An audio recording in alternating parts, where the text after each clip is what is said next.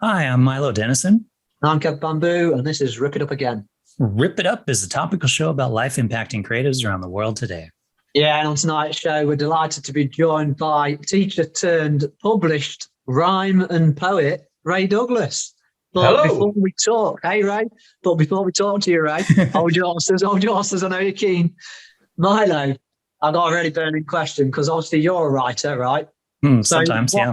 What's the most silly thing you've ever written or written about? I would say 90% of everything I write is silly in just the sense that it's just crap. But the first thing that comes to mind, do you guys know what NaNoWriMo is? NaNoWriMo? Yeah, it's National Write a Novel in a Month. And okay. they do it every November. And you don't really get any award or anything, but you can kind of sign up on the thing and track your whatever. And the idea is it's about quantity over quality. So the idea is by the end of November, you've written a 50,000 word novel. And, so you got to meet your goal each day of your word count and stuff like that. So I decided to write a vampire novel, a cheesy vampire novel. And it's got characters like there's a lady in it who's quite elderly. And so she had dentures when she was turned into a vampire. So she has trouble drinking blood. So there's just quirky characters in it. There's some old samurai dude. There's a killer rabbit. And it's killer rabbit sounds pretty interesting. Well, the samurai guy's trying to train the rabbit to be a killer is more like it. So it was like, what random crap can I just keep typing to get this thing done? So it's terrible. I've actually let a couple people read it and they're like, this is truly awful. To the point where I'm like, do you think it's good enough to at least do a rewrite? And they're like, no. Did you send it? You sent it to 20 publishers? No. I didn't send it to any publishers. I said I let my wife read it and a friend of mine, and so my wife's usually pretty honest about the stuff that I show her, and I'm like, so I mean I know, but I wrote it in like a month quickly. Do you think it's good enough to where like if I just sat down and rewrote it, it would be good? And she was like, no. It's not even like you should never. Good on Mike, just giving you the brutal honesty. Totally. I'm like, well, screw you too. So there you go. I think we should talk to Ray, I reckon, on the back end of that. Yeah. So let's talk about somebody with perhaps a little more talent than myself, and that is you, Ray. So welcome to the show. Why, thank you very much. Pleasure to be here. I'm glad to have you. So let's start off. Just tell us a little bit about yourself. Well, my name's Ray, as already mentioned, Ray Douglas. I'm from a small town called Wigan, which is in the northwest of England. I teach online at the moment, so I always start every lesson by saying I'm from Wigan. Well, they say I'm from a small town, but I'm in between two famous cities. Over that way is Liverpool, and over that way is Manchester, and it's quite literally, because I'm facing south, and that way is north. And so there we go. It's a small town, a formerly industrial town, I suppose, famous for cotton and mining and stuff like that. But these days, because of it's quite central, I suppose, in England and Britain, so it's good for distribution and there's factories and things. So still quite a hard-working place, I suppose. Not me. I mean, I'm the one who sticks out like a sore thumb. I don't work hard at all. Wigan's got a famous pier as well, hasn't it? Right? It has got a famous pier, and if you tell people you're from Wigan, people say, "Oh, by the seaside," and it's like, well, no, because it's a pier which is not on the coast. It's on a canal. So there's quite a famous canal which goes between Liverpool and Leeds, which is actually beyond Manchester. And the canal branched off and came into Wigan and back out again in order to pick up the coal and the cotton and going between these two much bigger places, obviously. So that's where the pier is. And it's famous because George Orwell, who I'm sure you've heard of, 1984, Animal Farm and all that, also wrote a non-fiction piece about the working class struggle during his time, sort of the 1930s, I guess, sort of during the Great Depression, that kind of era too. It was called the Road to Wigan Pier. But if you don't know, you think of Brighton Pier, you think of other piers around the place. There's piers all over the States as well, I'm sure. I know. I've seen Lost Boys. Back to the vampire theme. So people just always assume, it's by the seaside. But no, it's not. More's the pity. I'm going to have to check out that book. I love George Orwell, but I've never read any of his nonfiction. So, yeah. I had a student about 6 months ago when I told him where he was from, and he's like, that rings a bell, that rings a bell. And he's just thinking of that. 5 minutes later, he reached and went like that, and he had the book, he had the Road to Wigan page. I just remembered, I was like, wow, so I've not even read it, and you're in Chile. It's quite strange as well, really, because obviously, like, if you just say to Wigan to most people in the world, they're not really going to know where it is. You know, before today, Milo. I guarantee you, I'd never heard of it till today. No. Yeah. Here, not by the sea. You know, it's all like, what's going on in England? You know, it's just as the usual strange stuff in England always. But like you say, you mentioned George Orwell, and then people are like, oh, okay, yeah, I've heard of that now. And it's like they don't always correlate the places. But talking of places, when you're from a small place or a small town or whatever, you know, how does that kind of, like, 'cause often there's not as much opportunity as, say, like maybe a big city or a very well-known place, you know, so how does that kind of motivate others to kind of do well in what they're doing and inspire them as well? Because they might not get, obviously, like I say, as much.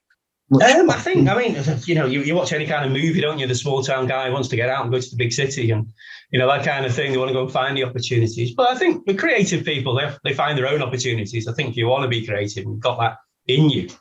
Often dreaming in another place is going to take you there, or, you know, living in your own world a little bit because there's not much opportunity for entertainment. Maybe that kind of comes about. I don't know. Wigan's not as small as people think. It is quite a big place. And it is so close. It is literally 20 miles to Liverpool and 20 to Manchester. Easy to get there. So there's all kinds of stuff there. But we are in the shadow. We're like in the bottom of the valley there, and the big mountains of the two big cities. That's not geographically, the Golden Triangle. Come on, Ray, the Golden Triangle.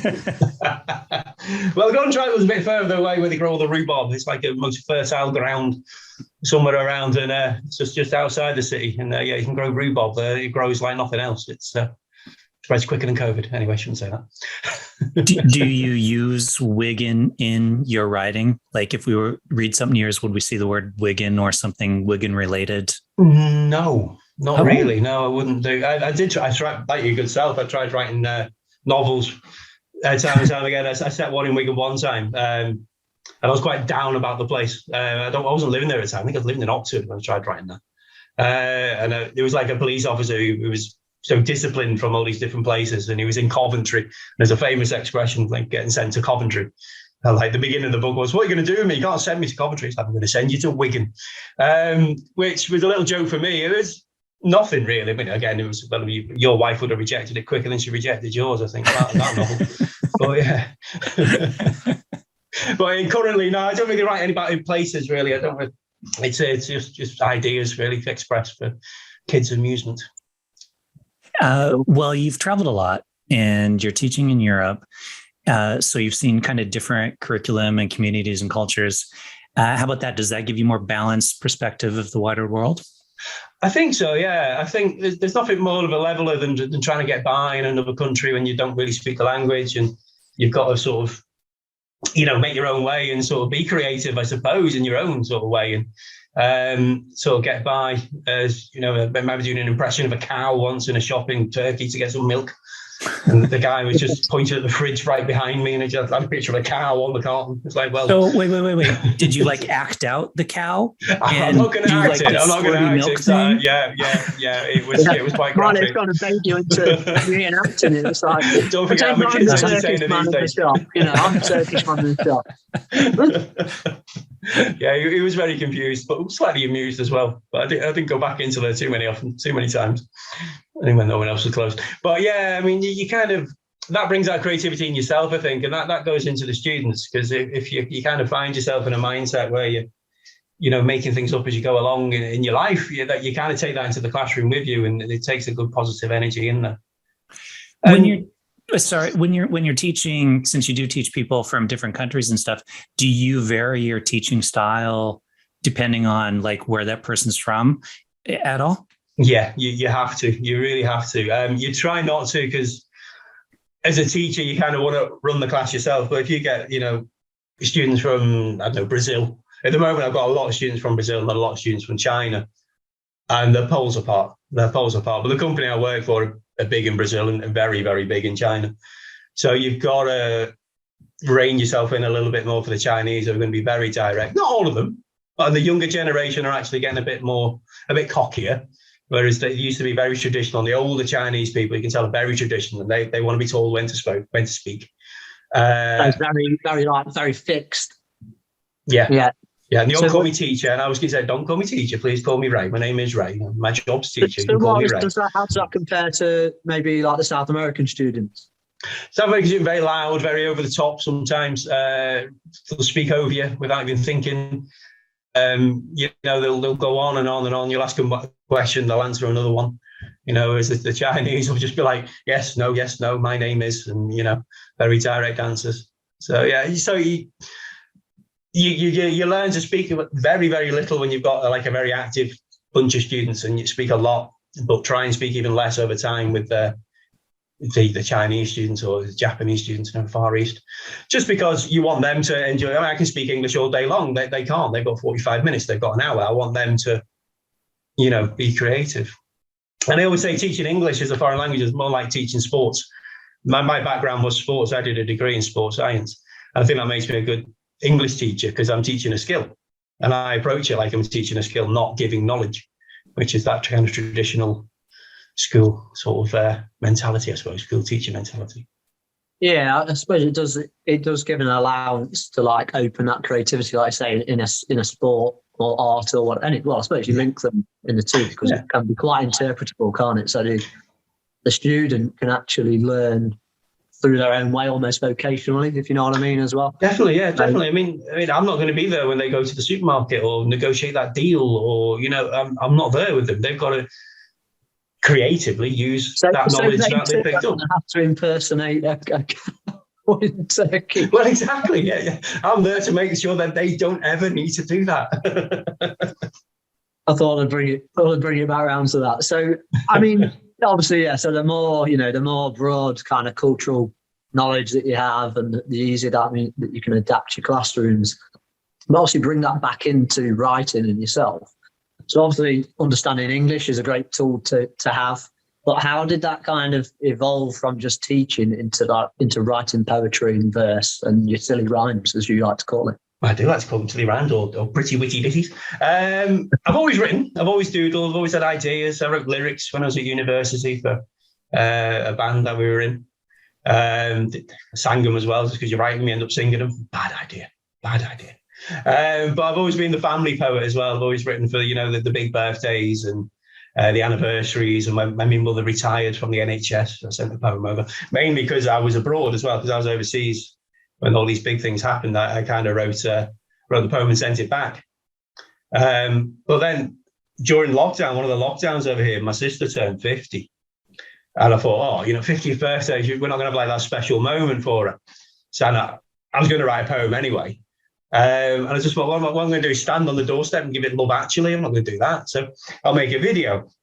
And then I kind of looked at some of the lines I'd written and I thought, my other sister would be good delivering that line. That'd be funny. And I could get my dad to do that. I mean, eventually I ended up with 19 people sending me little video clips of themselves, 3-4 seconds long. They must have thought I was mad.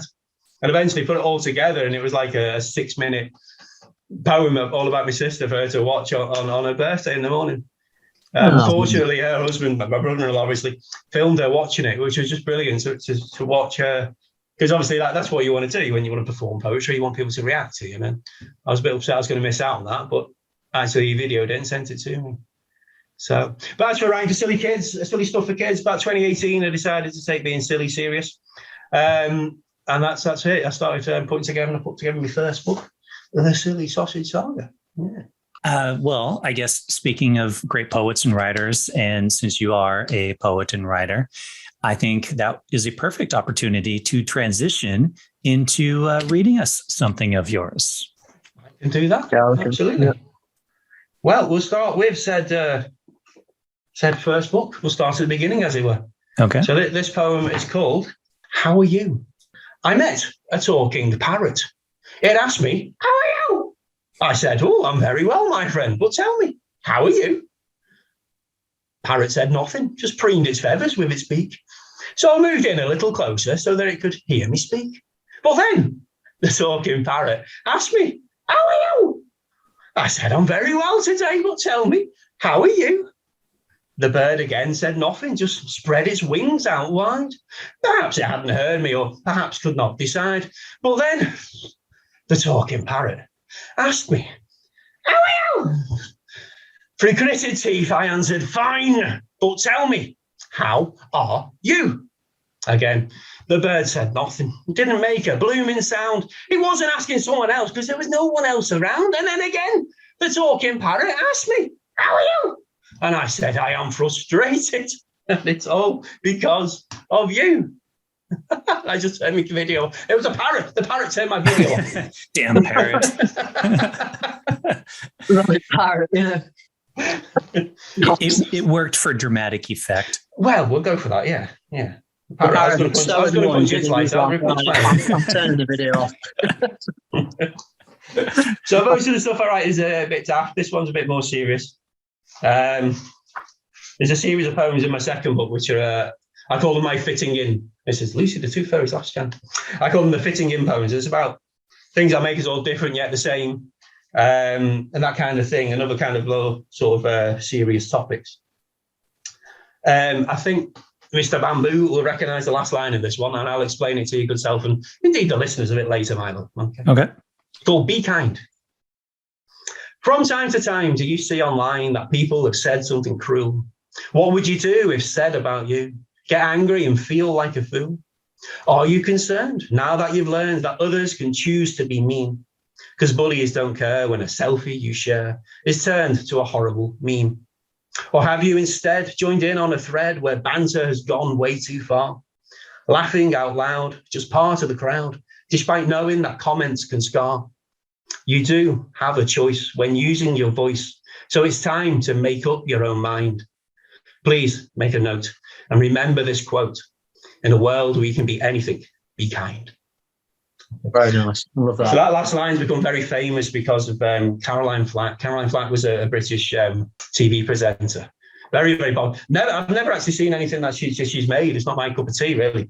But something happened in her private life which became very public, and the media bullied her, and eventually she took her own life. Oh, wow. Shortly afterwards, that quote just was everywhere and still is. And I think it's really important because there's no place for bullying, let's face it. No, it's a great message actually to, obviously, like you say, you're inspiring young kids to kind of do the right things as well. And that piece just gives a direct message to people, quite, literally, it's a direct poem with a direct message.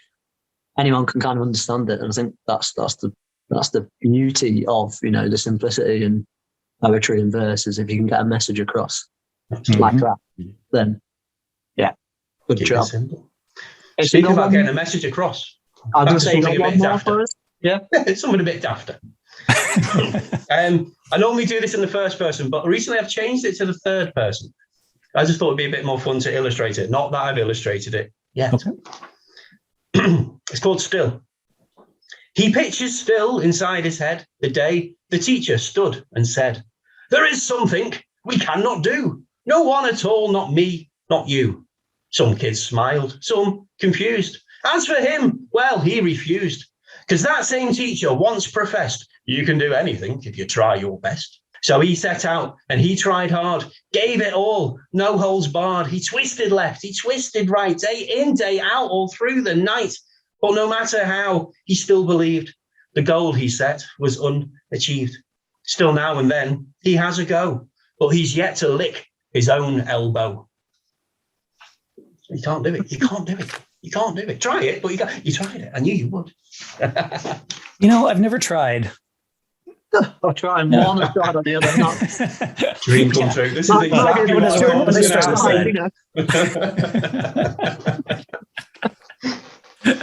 that's nice. I really like your style of writing in regards to just kind of the whimsy of it. It's nice because it engages you as a listener, which is really nice. And it's not too overly dramatic. It just brings you in. It's good. Good. Thank you so much. Yeah, I kind of write for me before I got a bit disillusioned. At school when suddenly they start talking to you about metaphor and pathetic fallacy and personification. And you're like, oh, is it not just a poem? And that sounds a bit arrogant, but I don't mean it to sound like that. I just want to keep people interested. I want to, people to smile, really. Yeah. Yeah, you Yeah, I think smile and you get the message that's in there. I was going to say, I think whenever we're writing anything, we can, because I think all of us, I mean, I've written some stuff as well, and you can get too technical in what you're writing and you lose the actual direction of where you're going with it. But, fantastic stuff, Ray, as well. So we are going to move on to one of our first little mini features, which is Ask an American. And it's your chance to pose Milo with a totally unscripted surprise question. So, Ray. When you say unscripted, but but it's actually scripted. It's whiteboarded. 5 minutes on a whiteboard. Okay. Okay. So, you've got 6 possible answers. Okay. Drink it, use it, eat it, watch it, play it, wear it. Okay. This sounds like a version of the game Bop It. It's like whack it. Damn it! I should have done that. Okay.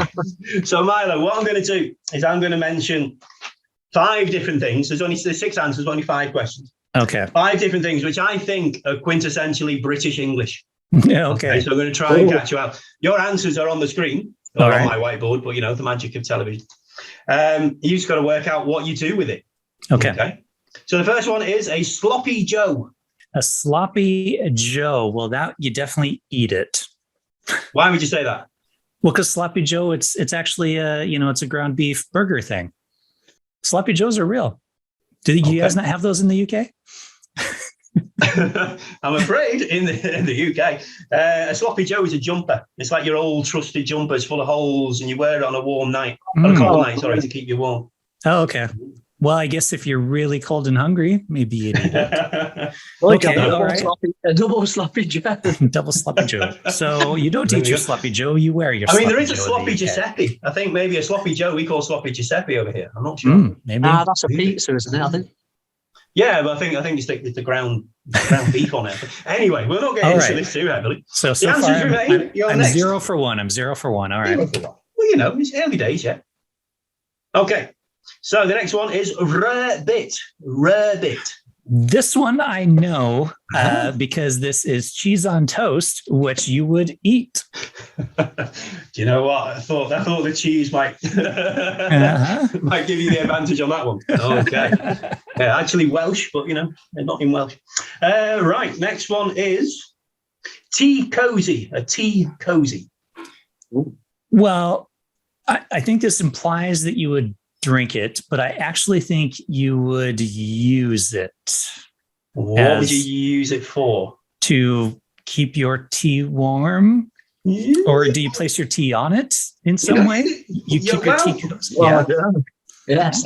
Well, the tea cozy goes on your teapot to keep it warm. So when you go back for your second cup of tea, it's going to be warm. Okay. It's like a hat for a teapot. Excellent. Okay, I've got 2 right. You're doing well. Back in the game. Okay. The next one is snake bite. Snake fight. Yeah. So of snake fight, I've got play snake it, bite. watch snake it, bite. Snake bite. Yeah. Drink it, watch it, play it. This sounds like either a crazy drink or a game that you would play. So I'm going to go play it. Play it. You were right with the crazy drink. Oh. So you take a pint glass, you put half a cider in it, and then you put half a lager in it, and then you wake up in the infirmary. Oh. So you drink it. I thought you might have known that one, Milo, actually, to be honest. No. I thought you'd have been all over that. Yeah. The last one, I regret this one because I think there's actually, we'll explain in a moment. Gogglebox. Gogglebox. Well, Gogglebox is actually a show, so that you watch. Yes. But why is the show called Gogglebox? I've never actually seen it. I just see it pop up on the old TV there sometimes, but I have no idea what the show is actually about. I'm guessing it's some kind of talk show. Gogglebox is the name of the slang for television because you use goggle at it. Oh, but Gogglebox. So yeah, I remembered once I wrote the questions that there was an American version shown over here, which is just people watching television. Is that what it is? Okay, yeah, I don't know. I just know that. But it's really popular. All right. Well, that was fun. What was the score? All right. Yeah, that was that good. a cracking edition there of Asking Yeah, Americans. I like that. That was great. I think if we were to rate Asking Americans, that's definitely on the top of the list. And speaking of rating things, now we're going to move into our badly drawn bamboo, where Kev rates a picture that you have drawn of him. Okay, well, I've got two because I was doodling during class, and I think I'll do a background so you can see it a bit better. I was doodling during class, so I came up with that. Holy crap, that's And really I thought, wow. well, we'll give him a baker boy hat. I know you like your headwear. I've never seen you in a baker boy hat, but I thought they're all the rage, so I'll give you one of them. Wow, that looks like I could be in like a graphic novel or something. Hmm. Anyway, I sort of I lied to you a moment ago when I read the poem about the guy licking his own elbow. So what I've done is I've turned badly drawn bamboo into the kid trying to lick his elbow. I probably will use it. You'll know. It'll appear in my next book, and it'll be there. You'll know that it's actually. Nice! That is actually Kev when he shows up in the book. Immortalised, licking my own elbow. Right, so I've got to rate this, Ray. Okay. Those are just too good. I mean, both of them, but yeah, that is. I mean, I look older in that. I was going to say, I've got about 20 years on you and about 50 pounds. I'm packing a little bit more weight. Yeah, he put on a few pounds. Maybe it's all or stones, I guess you would say that, here in the UK. All the elbow licking kind of added some weight to me. So, yeah. And it was nice how you set it up. Like mentioning the elbow licking before, which beautiful segue. So not just a hat rack. No. So yeah, let's give. This is going to have to be a low rating because that's a great, that's a great outline drawing. I mean, that is, like you say, an illustration that could go straight into one of your books. So, I'm going to have to rate that like a 1 out of 10. In the badly stakes, so it's very good in the normal stakes. So there you go. That is. Have you ever given a 1? Thank you. I think, yeah, or not great, depending on how you look at it. Exactly. Yeah, I don't know if he's ever given one. Have you ever given one before? You've given 2, I think. I think actually I may have given someone. They had their own separate scale because it was so creative. I think it was. Is that the painted one? No, it was the one where I was riding an elephant, and there was like I was riding an elephant. What is going on? Somebody drew him riding an elephant while taking a picture. It was awesome. It was all the things that, like 3 things that I like and love. So it was like my passion being photography, and there was seafood paella that was there, which is one of my favorite foods, and then my animals was penguins and elephants. So they drew me sat on an elephant, taking a picture of a seafood paella in a studio with all the soft boxes up. And so just the creative interpretation, I was like, okay. And I think I gave him like a minus score. 0.5 or something. But Ray, in the badly drawn bamboo scale, without going into separate ones, a 1 is a fantastic one. Oh no, it's a fail. It's a fail. It wasn't bad enough. It wasn't bad enough. Yeah, that's in the drawing board. Depending on how you look at it. Yeah. So Milo, where if anyone wants to, be a bit weird and send in a drawing of me, where can they go to send in? Well, Kev, if any of our Ripidot audience would like to send us their badly drawn bamboo, they can send it to bamboo_creatives on Instagram. That's BMBOO_creatives on Instagram. And your badly drawn bamboo could be featured on a future episode of Rip It Up. Back to you, Kev. And as always, Milo is available for voiceover work.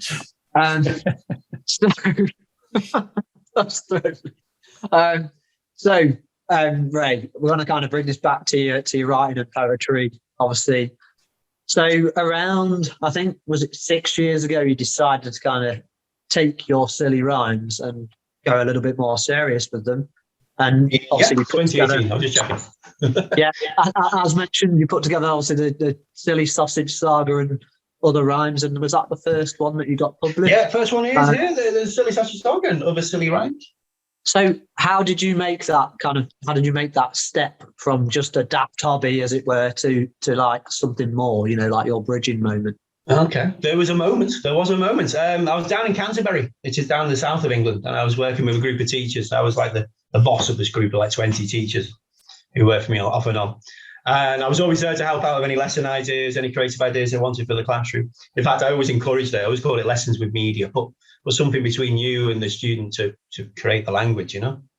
And this American, this girl from New York came to me with this book. She said, I really want to use this book in class, but I don't really know what to do with it. And it's by a guy called Shel Silverstein, who I'd never heard of. And I'd be interested to see if Milo knows. Have you ever heard of him? Yeah, I'm vaguely familiar with this Shel Silverstein person. Sure. Mm-hmm. Absolutely. Okay. What he does is funny little poems, short poems, and a little diagram. And I thought, do you know what? I can do that. I can probably, write some little poems and put a diagram with them to back it up or to explain it or to twist it a little bit. And it was that moment I created a lesson for Michelle, and she in fact, I did it as a seminar. I was so impressed with these poems and the way I thought about using them in class. That I did a whole seminar on them and, gave everyone the idea of what to do with these poems. But yeah, it stuck with me. And I read this book, this big, thick book, like a compendium of his work. Must be about 4 or 5 sort of books all put together that she gave to me. I had to give it back, sadly. And it just stuck with me. And I just thought of all the other writers like Roald Dahl and Spike Milligan and Julia Donaldson, all these people I've admired for years. And I just thought, well, you know what? I'm somewhere in between Shel, who's a little bit political sometimes, and everyone who I've admired for years. I just thought, well, maybe there's something in this for me. Maybe I could sort of, I'm always pleased that British people haven't heard of Shel Silverstein because I've completely ripped off his act.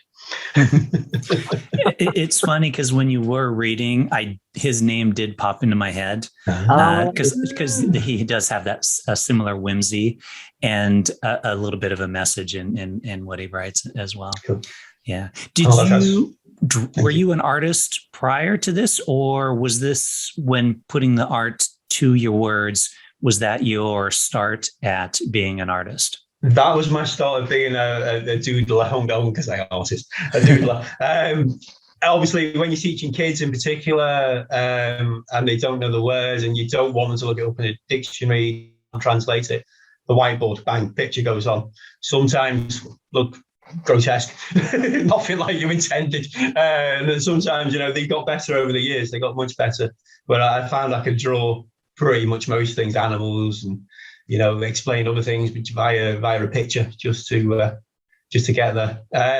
So the skill was there, I suppose. I just didn't do anything about it. It was just a medium of, backing up what I was saying in the classroom, really. And so to sit down with, I'm still learning every day about it. But I guess everyone says that, really. But what's changed me big time is I bought I haven't got it here, it's downstairs. A tracer. It sounds like a cheat, but I don't. But like a tattoo artist, you'll go in and design a tattoo, and then he'll trace it onto the paper to put it onto your skin. Not that I know, I never had a tattoo, but I've seen it on the telly. So I've got this A4 tracer. So, for example, if I took this which isn't an outline drawing now, if I just pick out the best line on that, and then I'll put it on the tracer, and then take it's like a light box like you used to have in schools. But I was never introduced to that at school. It really freaked me out when I first saw one as a supply teacher. I saw these light boxes and kids sort of going over and coming up back with perfect pictures. I was like, what's going on here? So I got myself one of them, a very cheap version. But yeah, that's really changed. I think I remember at my school, they had something similar, but it wasn't an actual light box. They just used like a projector and then had people kind of tracing off that. Yeah, the OHP, It's a similar setup, but on a more wider scale, I suppose. But yeah, it's important what you said there about kind of, that you're still learning in it, because I think that is a massive important message. It doesn't matter where you're at in your progress in anything. We're always, we should always be aware that we're developing, even if we're, very much so. In perspective, some people might think that you're at the top of something, but yourself, your own personal vision would be. We're always trying to climb up that hill. That's what's great about relativity, isn't it? Is that, others will see you in a certain way. And you might not believe or think that you're at that point, because you're still always thinking about, evolving and developing yourself in whatever it is that you're looking to kind of push towards. So, and you always see your own mistakes. You always do. And I found that I'm a harmonica player as well. And I've always, whenever I listen back to anything I've recorded with any bands, it's always that sharp where it should have been a clear note about that. I was a bit out with the guitar player on that sort of verse, and that's the bit I hear. And I think everyone's like that. And if anyone watching back, you guys, you record, you're in films and TV shows and stuff. I mean, you probably just sort of think that little, oh no, the other take was better. You probably think that as well, don't you? And oh yeah, it's human nature, I think, and I think it's healthy as well. I mean, we're not all married to Milo's wife and get put in our place all the time. Yeah. If anybody needs any, constructive criticism. Oh, there you go. £30 an hour. There you go, Milo. It's just like creating another income stream. Yeah. Okay. Well, this leads us, of course, to our next mini segment, which is our Desert Island moment. So let's go, Ray. If you were trapped on a desert island and you could only take one thing with you, what would that one thing be? This goes round and round in my head. And, I listen to Desert Island discs as well and stuff like that. I often think, what would I take? I don't think, something clever, like I'll take a raft so I can just get off there immediately. But actually, I quite fancy the solitude. I quite fancy a bit of peace and quiet and being left to my own devices and having a go at surviving. But I think the things I'd miss would be reading and music and entertainment and, the luxury and having something to write. It's definitely something to write and draw with. So I'm going to cheat and say a tablet with a Wi-Fi connection and a stylo pen. So that's it. So you're get everything all together now, can't we? So you're lost on a desert island that has Wi-Fi and internet. Absolutely. Is that where the palm tree is? There's just a little responder attached to it. It's like, yeah. I'm sure Amazon are working on them right now as we speak. They're probably there already, just in case. If you get to, I'll close the door for a second. If you get to a desert island and just shout, Alexa, and someone will answer you, Alexa, I'm lost on a desert island. Well, where are you? I don't know. I'm in a desert island. They all look the same. Alexa, give me something to do. Yeah. Alexa, read me one of my poems. There you go. Nice. Yeah. Brilliant stuff that. They're always great that people come up with them, but we've got another bit of a silly one as well, which is one of our ultimate questions on Rip It Up, and it is, I see you sniffing the air as if you almost know what's going on, and that is, what is, Ray, your favourite cheese? Now you see, in many ways you've come to the right man, and in other ways you've come to the wrong man. Wrong man because you had a bit of a health scare a few years ago, and the nurse said no more cheese. Well. They'll limit the cheese, and I love cheese. I absolutely adore it. So I'm going literal. So if about 3-4 years ago, if you open up my fridge, there'd be brie, there'd be cheddar, there'd be red Leicester, there'd be Stilton, there'd be Parmesan, there'd be mozzarella, all in there for whatever I wanted. But yeah, I can't do that anymore. So I have to limit how much I eat. I do 1 day a week vegetarian, which a lot of cheese does get eaten. But there you go. But my favourite cheese, I'm going to share a cheese story rather than like a cheese experience. It's about sort of adapting and getting used to other cultures. My first teaching job was over in Turkey, and when you live in a foreign country, as I mentioned before, the easiest thing to do if you want anything, go to the supermarket, you'll recognise it, stick it in your trolley, run it through the checkout, and then have a look at the price with the shop assistants put it back out for you. So that's how I bought my cheese in Turkey. And the cheese in Turkey, they've only really got one type of cheese available, like feta, but it's more sheep's cheese than a goat's cheese. So it's a little bit drier, but really nice. I really enjoyed it. But after a few months, I got bored of going to the supermarket, so I was going to the markets, the actual markets. And they used to be a little street market, which I thought was just for clothes and stuff like that, but they actually had fruit and veg and other stuff. And I could never find cheese. There was never cheese there until one day I realised, because I recognised the word stuck on the side of the oil cans, for olive oil, when the restaurants buy the olive oil, you get the big things of olive oil. And he had all these different prices on these oil cans. And I thought, that's odd. So I went and had a look in, and there was the cheese. It was just hidden from sight. Okay. And it was like tasting wine. You say which cheese, you can have some cheese, and you say which one. And it took a while for me to understand what was going on. And it was that kind of, hey, I bought cheese for a cheese market. And you had to sort of taste it, because it was the more fat they put in the cheese, the more expensive it is. So you end up getting all the low fat stuff for next to nothing. So he's like, okay, I'll have all the low fat stuff. But they make you taste it in the street and stuff like that. It's a really good experience. going to a street bazaar in Turkey. So what was this particular cheese called? Was it literally just? It's just called cheese, but it is very much feta. It is very much a feta style cheese, but I think it's a mix actually of goats and sheep's cheese. So they mix it together in some way. Lamb's the most popular meat over in Turkey. So naturally there's a lot of sheep knocking about. So a lot of the yogurt and the yogurt is a Turkish word. I mean, people think it's Greek, but it's from Turkey.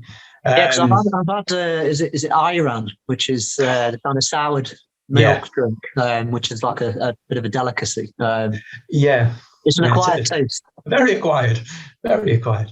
I mean, Iran they eat. I mean, the traditional thing to do with Iran is they have like what they call chi kofta. Kofta's meatball. You've probably seen kofta in the kebab shop. Kofta's like a meatball. Chi means raw, and what they do is because out in the fields you have nothing to cook with, so you just get all the spices and just rub it together, and the heat from the spices and from your hands as you're rolling it into a ball over time will cook it. Yes, it's like disgusting. It's horrible. It's almost like the traditional thing is to wash it down with the Iran, but it's horrible. Okay, I'll add that to my list of things to try, possibly someday, maybe. Definitely, do it. Sounds like it. Why did they keep the cheese in the cans? Did it keep it cool? Is that? I think to keep it away from sunlight, maybe. Okay. It was in the oil as well, so I guess it was a way of keeping it fresh. Because obviously, street market, it's not in the fridge, it's not in a deli counter. It's quite a way of doing it. Yeah, I suppose it preserves it in the oil. Okay. Yeah. It just slows down the decaying. Decaying is a horrible thing to say, but you know what I mean. Well, that was definitely one of the more interesting discussions around cheese that we've had on this show. But before we wrap it up, Ray, can you let our viewers know where they can go to discover more about you, your books, what you're working on, that kind of stuff? Yeah, absolutely. Well, let's do my socials first. I often forget them, so I've got them in the back books. So I am Mr. Ray Douglas, all one word, on Instagram, at Mr. Ray Douglas 1 on Twitter. Twitter always has a number, don't they? Somebody took your Mr. Ray Douglas. I know. Damn that. Ray, who is this Mr. Ray Douglas? Get in touch with us. Well, if you Google my name, you come up with our name, I suppose. You come up with an astrologist and a rock and roll singer from, I think, Mexico. So yeah, I don't know how he's ended up called Ray Douglas, but I'm also on YouTube. If you look if you search for Ray Douglas Kids Poet, I tend to pop up first. My books are available on Amazon, so you can just go there. I'm in the middle of trying to set up my profile, but that'll be done soon. Yeah, set a profile on Amazon. Didn't know you could do it until recently. Somebody told me. Thanks, Mr. Bamboo. What am I doing recently? What am I doing at the moment? Well, a couple of days ago, I was in one of the local libraries doing a bit of a tour. They've asked me to go around some of the libraries during the summer holidays and do some summer reading, get the kids inspired into writing and reading, even though they're off school. So the theme this year is gadgets, and I happen to have a few poems about gadgets. So I'm reading those to the kids and getting them to write about their own gadgets. I'm really excited because next week I'm going to my local library. Spent a lot of time there as a kid. To go there back as like a local author visiting and inspiring kids is going to be really cool. So I'm really looking forward to doing that. And when that, because I think when this goes out, you would have already started one, but there's one that goes out. Is it the 9th, Tuesday, the 9th of August or something like that? That'll be the next one. You see, I was doing it like we were said. I'm pretending that it's the moment. Okay. So the one I just said we're talking about was the 4th in Goulburn, and then Tuesday, Wednesday, Thursday of this coming week, I'm going to be in. Let me try and remember Hindley, then Ashton, my local one, and then Atherton, which is a bit further afield. But there you go. Yeah. Also, anyone in that area in the UK, pop down, you've got kids and everything. I'm sure they'll be incredibly entertained by you, because we have as well. So adults alike. There you go. If you are on your way from Liverpool to Manchester, stop, swing by, have a listen. On a canal boat. Mm-hmm. Perhaps on a canal boat. You're on a canal boat, booting down, just hop off a minute and then hop back on. Absolutely. Yeah, so I'm writing at the moment. I'm writing a Christmas book at the moment, which I thought was going to be out for this coming Christmas, but illustrations slow me down again. So plus I always get other ideas and they go off. And I'm writing a picture book at the moment called There Is an Egg. So it's about a boy who finds an egg in the garden. So yeah, that's almost that's finished. another food I always found fascinating is eggs. So there's always something in an egg. Yeah. So yeah, I'd look forward to seeing that. Absolutely. When do you hope to maybe get that out? Next couple of weeks, I should have it finished. I've got about 8 illustrations to do, but on this learning curve, I found that very many shortcuts. So I've got backgrounds already done, and images will be getting traced over. So that'll be done quicker than it sounds. So nice. Things are going on. Yeah. Cool. Well, Ray, obviously, thanks again for your insight into your career. I think what you're going to do, you're going to see out the show for us. But before we do, we'll just say thanks to obviously any of our viewers that have tuned in. Obviously, your cracking earlier performances as well were great. So, yeah, it's down to you. See us out of the show with your final 3. Thank you very much. I've forgotten what I was going to do. I think I marked it in the book, though. Oh, no, I was going to read from this book. That's right. So this is another book of mine. It's called Gold Medal Hunters. This one I put out recently, but a bit of a false start. So because it's all about animals doing different sports. So during the Commonwealth Games, I'll be doing quite a lot of promotion on this one. Cool. Yeah. So this first one's called Oswald. Oswald the ostrich with feathers of black had long skinny legs with knees at the back, had a long bendy neck and powerful feet.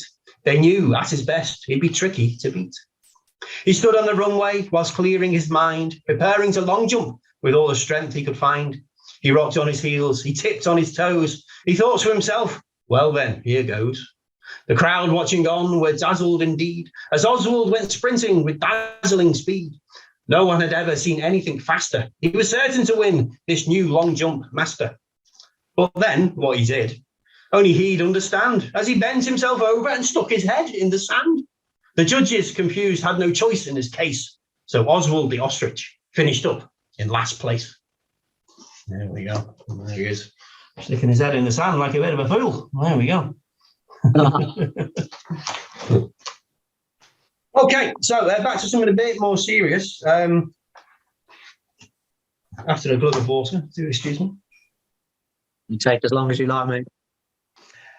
So a while ago, someone got in touch with me, and sort of an old friend of a friend got in touch with me and sort of said, my mother knows your mother, and so I've got your book and I've read it to me kid who's a bit young, but she really enjoys it. And she says whenever I read, the Silly Sausage Saga to her, I take the opportunity to talk about adoption. She says, because I know you're adopted. She says, and my daughter's adopted. I just thought, that's really sweet. I'm glad that I'm enabling that conversation, and it's become normalized, and it's very normal, over the years. But it got me thinking. I already had the idea a little bit, and it got me thinking about different types of families. So I wrote this one. Have you got 2 mamas? Have you got 2 papas? Do you happen to have one of each? Do you have a home with your mother? Does your dad have another? Will you get to go and see him every week? Or is it dependable dad who's back at your pad, making sure that you sleep and you eat? Is it your auntie, your grandma, your uncle, your grandpa, who's helping you find your own feet? Are you currently fostered? Have you been adopted? Got a new loving family of your own? Got brothers and sisters from other mothers and misters? Or an only child who's happy alone? Do you need to be stronger because your mummy's no longer? Does your daddy look on from above?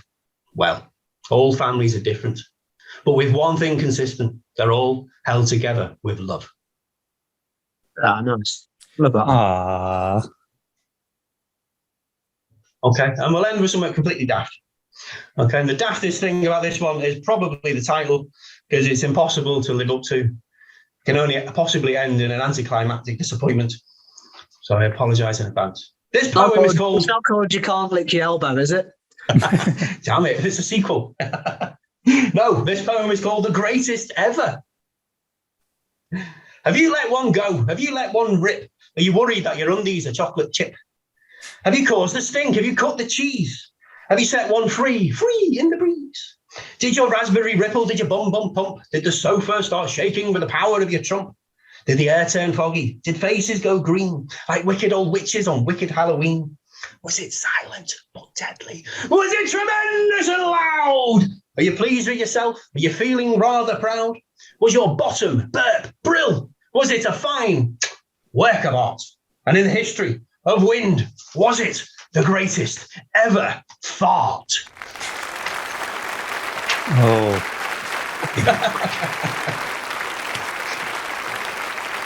Brilliant stuff, Ray. Thanks.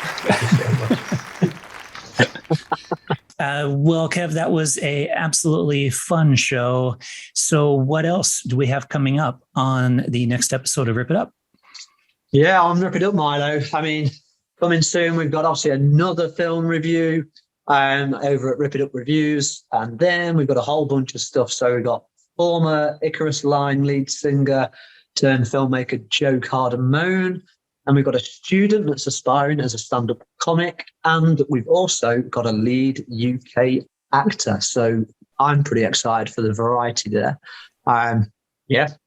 Yeah, I agree. That is a great variety and absolutely looking forward to it, as always, because you find fantastic guests. So can't wait.